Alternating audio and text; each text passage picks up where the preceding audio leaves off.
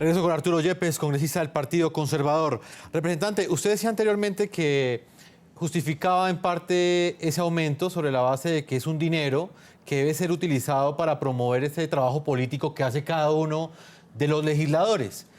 Pero teniendo en cuenta que en ese momento, por ejemplo, el Congreso es una de las entidades más desprestigiadas, ¿haya escuchado usted lo que decían algunos de los colombianos que consultamos?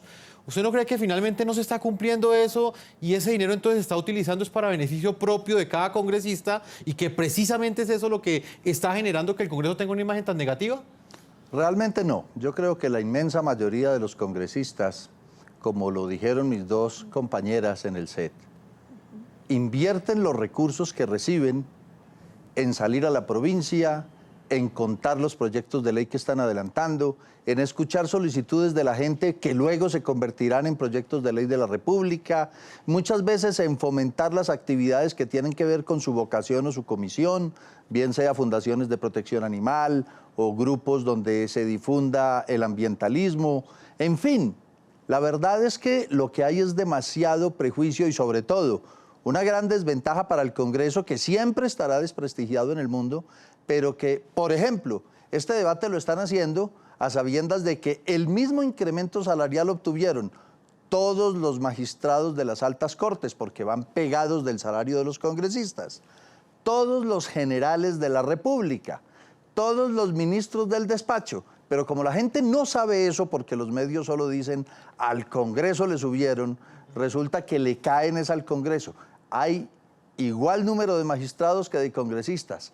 Hay más generales que congresistas. Y sin embargo nadie está diciendo que porque a ellos les subieron 2 millones y pico. Claro, hay unos congresistas que incumplen sus deberes, eso es cierto. Pero el momento de cobrárselos es el debate electoral. Lo que necesitamos es cultura política, necesitamos gente que aprenda, así como respaldan a su candidato, a luego ejercer el voto de castigo y decir, ya no lo vamos a respaldar porque usted no cumplió, porque usted fue de los que no asistía.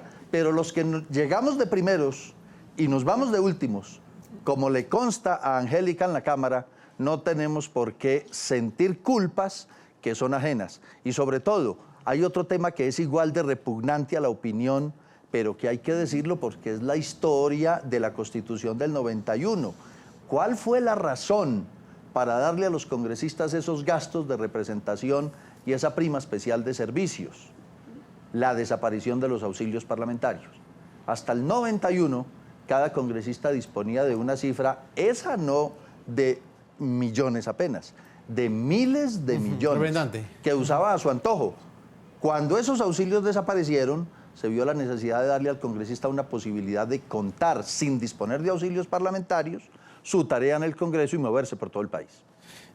Angélica, representante de la Cámara, ¿usted cree que en este contexto y teniendo en cuenta estas críticas que ustedes han planteado y que hemos mostrado hoy aquí en el programa de la noche, siendo realistas, es posible que el Congreso se autorreforme? ¿Es posible que los mismos congresistas se bajen su propio sueldo? Y se lo pregunto por esas iniciativas que ustedes han incentivado, han movido en el Congreso, que todas han sido un fracaso porque finalmente, por la razón que sea, terminan siendo hundidas o archivadas.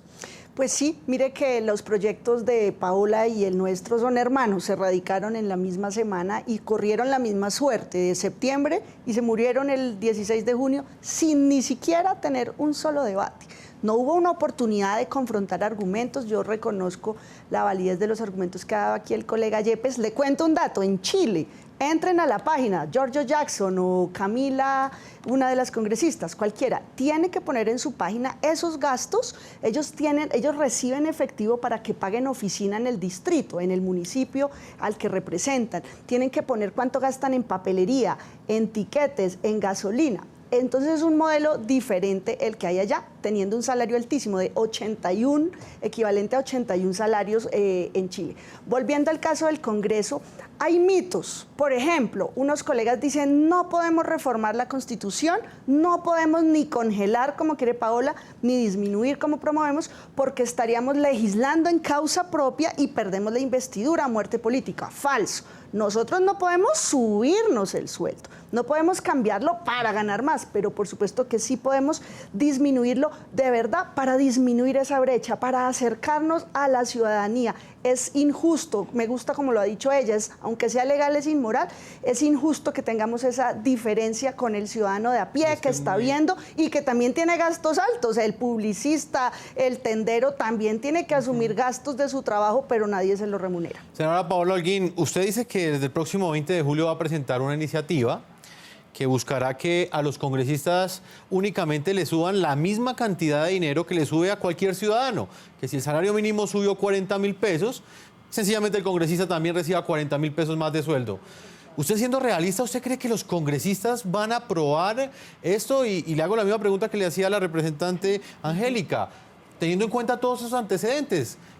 Con cualquier argucia siempre se hunden estos proyectos. Mire, a mí me gustó mucho una cosa que tocó la doctora Angélica, porque a mí me amenazaron con eso en el Senado. Me dijo uno de los senadores que si radicaba el proyecto me iba a demandar la curul por legislar en beneficio propio. Yo concuerdo con ella, podrá ser en detrimento propio, porque congelarse el sueldo o bajárselo no es beneficio, pero uno tiene que dar ejemplo.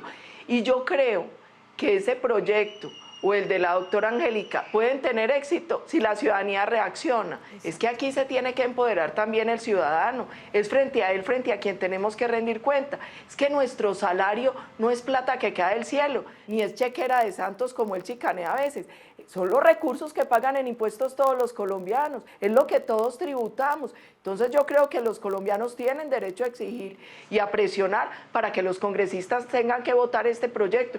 Yo estoy segura que la doctora Angélica y los senadores que firmaron y los representantes de ese proyecto lo vuelven a presentar el 20 de julio. Mi bancada volverá a presentar este proyecto el 20 de julio y este también es un tema de responsabilidad en un momento de dificultades económicas del país.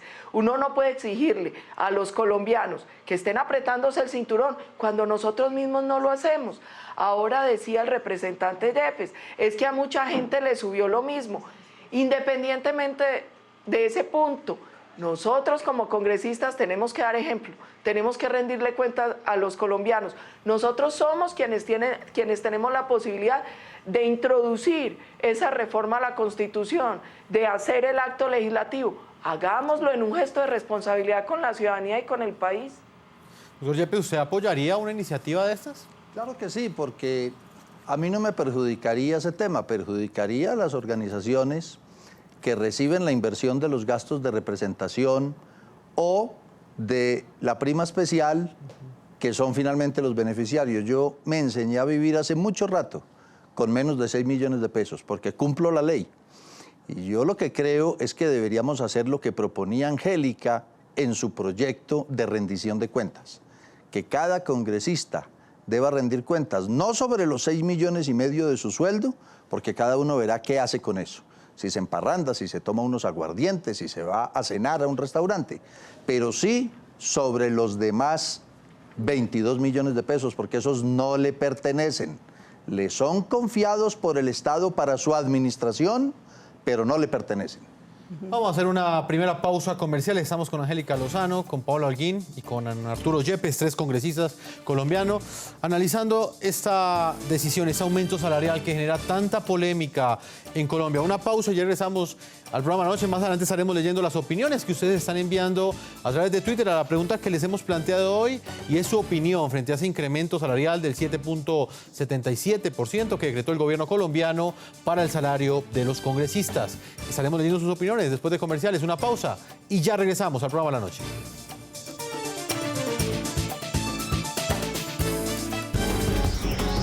Ya regresamos con La Noche.